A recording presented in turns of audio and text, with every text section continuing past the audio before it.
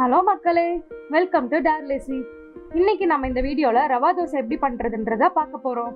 இதுக்கு தேவையான இன்கிரிடியன்ஸ்: மைதா அரை கப், அரிசி பொடி 1/4 கப், ரவை 1 கப், தோசை மாவு அரை கப், சீரகம் அரை டேபிள் ஸ்பூன், சீரக பொடி அரை டீஸ்பூன், பெருங்காயத்தூள் 1/4 டீஸ்பூன், பொடியை வெட்டின ஒரு வெங்காயம், பொடியை வெட்டின 3 பச்சை மிளகாய், பொடியை வெட்டின கருவேப்பிள்ளை.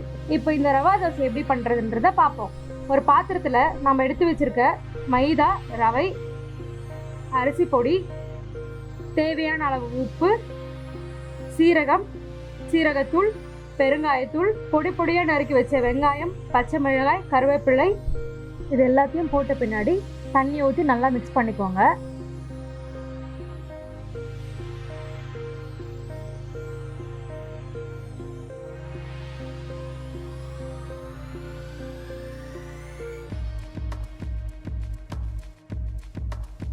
இப்போ அரை கப் தோசை மாவு போட்டு அதையும் நல்லா மிக்ஸ் பண்ணிக்கோங்க.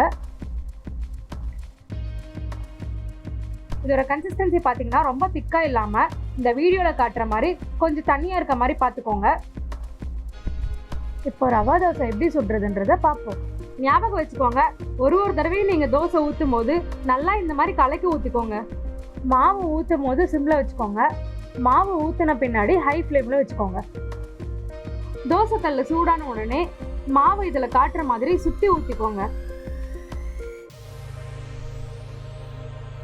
அதுக்கப்புறம் எண்ணெயை தோசைக்கு ஓரமாவும் நடுவுலையும் கொஞ்சம் ஊத்திக்கோங்க.